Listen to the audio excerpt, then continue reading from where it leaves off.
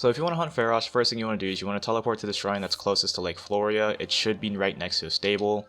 One thing to note about all these dragons is that they only spawn at night or at the break of dawn, either or. But typically they spawn around midnight, so if you go to a place like a stable, you'll be able to camp out there and just go to use the fire, cooking pot, or whatever's out there and sleep until midnight. Or if it happens to be raining, you can't use the outdoor fire, you can just go in and just pay for the 20 rupees to stay the night until nighttime. And then all you have to do really is just wait until midnight for the dragon to appear in the respective regions. I normally just wait on the bridge. There is a distance limit where you have to wait, where you can't be too close, otherwise they won't spawn, but I found that this bridge is just fine. It's far away enough to where he'll still spawn.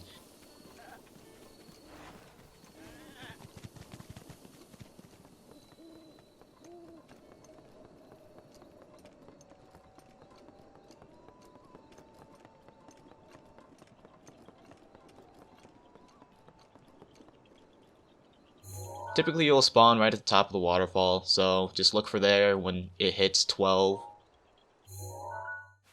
First dragon Farosh appears in Lake FLORIA. He also spawns at LAKESIDE. For Dinraal, he spawns in the Tabantha Canyon, but he spawns somewhat northeast of my red marker. Naydra obviously spawns at Mount Lanayu, but instead of being at the top, he won't spawn. So it's best if you just go down to Winter Island, which is where I normally farm him.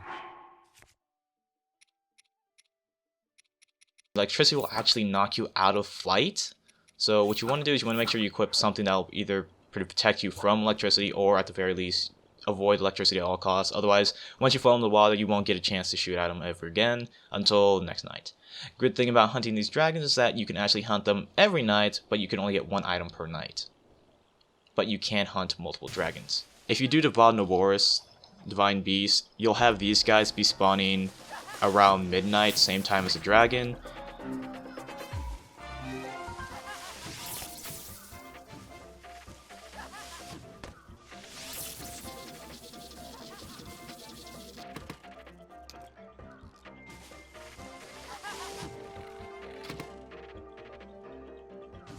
Typically, they aren't really that big of a bother. They typically miss their shots, but if it becomes too annoying, feel free to dispose of them. And I know I missed quite a bit earlier, but just to prove that I don't suck at this game, here's an instance of where I was farming earlier and I just completely destroyed the guy. You know, gotta maintain an image that is currently non-existent.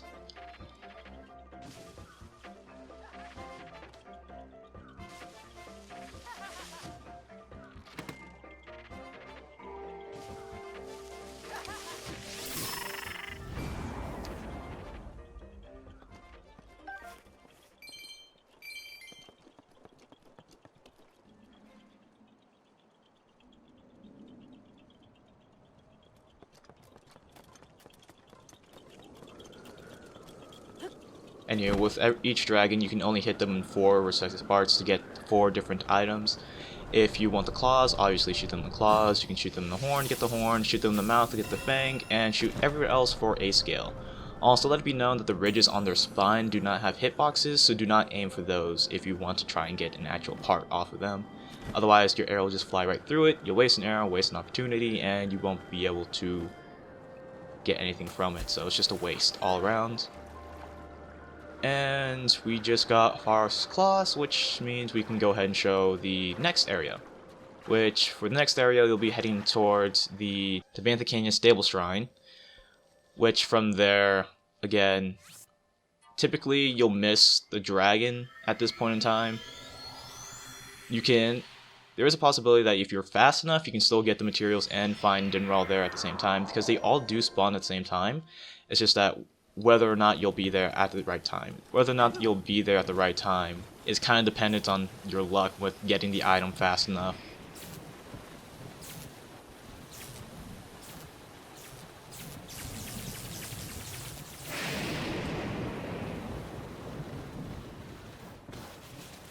Now, if it's nighttime, in this case it was raining, so I had to go inside the inn in order to rest until for the next night cycle, in which I can say Dinraal spawn. Now the only issue with this area is that going to the spot I normally go to is that style bokoblin will occasionally spawn, but if you go to the exact area where I do, they won't spawn anywhere near you, and you'll just be safe. You can just sit there and wait for Dinraal to spawn. Typically, you can just let the game play out. You just don't really have to do anything. I just typically just set my sensor to whichever dragon I'm trying to hunt at the time, and then just wait for my controllers to vibrate saying, hey, he's nearby. But yeah, just make your way over to the area, and then just wait it out until Dinraal spawns, and then aim at whichever part you need to get. If you want to make this process a lot easier on yourself, one thing you could do is that you could get the ancient bow from AKKALA, from the AKKALA research lab. If you do that, your shots will be a lot more accurate as they shoot practically in a straight line, and it just makes things a lot easier combined with the archery slow motion effect.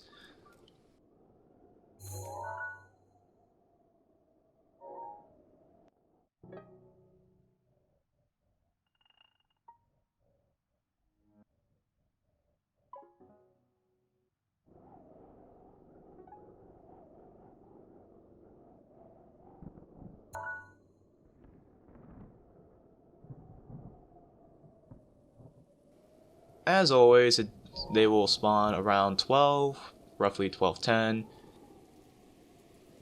Doesn't matter what cycle of the moon it's on. The only thing that matters in moon cycle is the star fragments.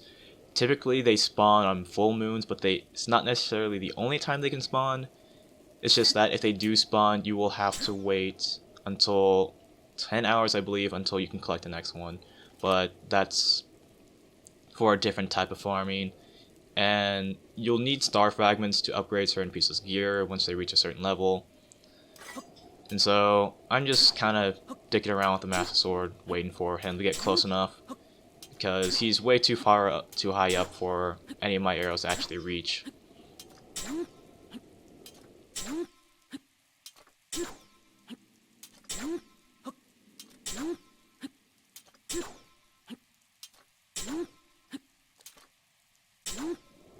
Also, about the helm I'm wearing, it's the Gerudo Thunder Helm, so if you have done the Vod Naboris main quest, then you will have an opportunity to get this helmet, although you can only get it if you complete all the Gerudo Town sub-quests, or side quests rather, in which case Riju will give you the Thunder Helm as compensation for making her citizens very happy.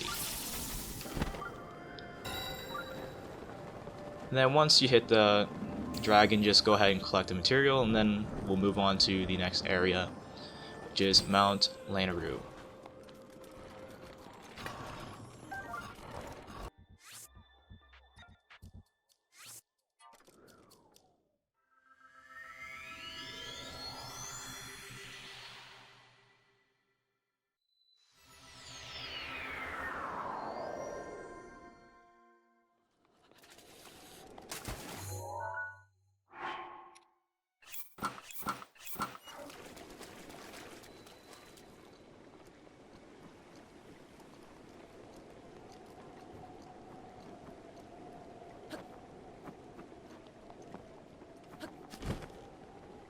Now, when I teleported here, I didn't realize that the dragon would still be active at this time, so it was very convenient find, which means I can actually make my farming a little more efficient.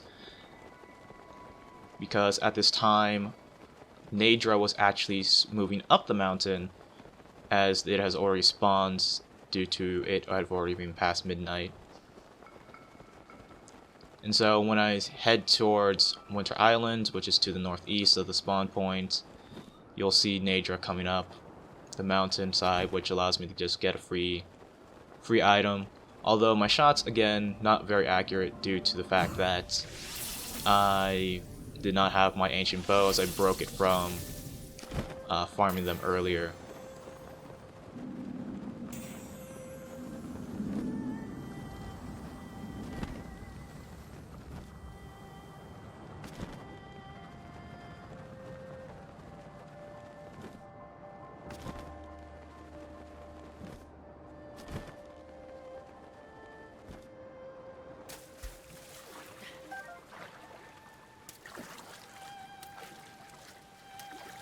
Also, another thing to note, it doesn't matter what type of arrow you use to hit the dragons, as long as it's an arrow of any kind. Although, typically I just use whatever I have most of on hand, and at this point I had the most of shock arrows than any other arrow count. So I was just using those, not because it made it more effective, because there was any sort of other superstition that went along with the arrows. It's just that it was convenient for me. So anywho, now you just make your way over to Winter Island. However, I did make a realization after making this video, is that if you spawn at the top of Mount Lanayru and then you make your way towards the island, this method will not work. You will need to make sure that after you spawn at the top of the mountain that you spawned either somewhere else. Otherwise, it'll treat it as though you're still too close to the spawn zone. But yeah, so this is Winter Island. It's a very small island. There's 2 Koroks here that you can get. Koroksies you can get. But aside from that, it's not really all that special. So, unlike the other 2 locations, this one doesn't have a stable that's nearby that you can just use repeatedly. So this one will actually take a little bit more effort, as you'll have to make sure that you have wood and something to ignite it with. You can use flints, some sort of flame weapon, or your fire arrows.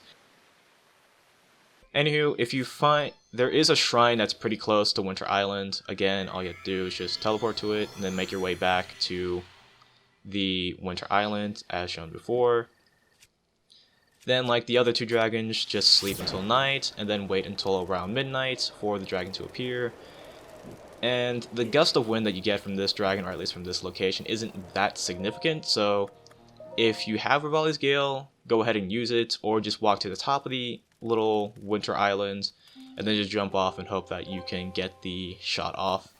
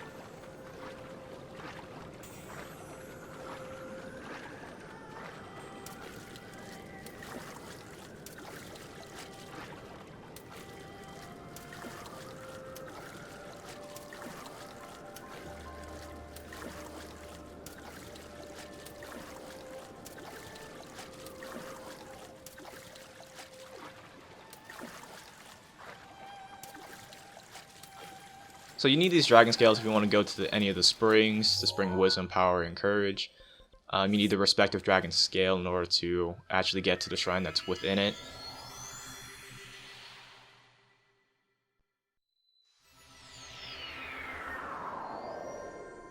You heard me talk about the ancient bow at the AKKALA research lab. It's very accurate, there's a lot less drop. However, it does cost quite a bit. So if you have the extra materials and rupees to spare, it costs 1,000 rupees, costs 1 giant ancient core, which is pretty much the main thing that makes it the most expensive.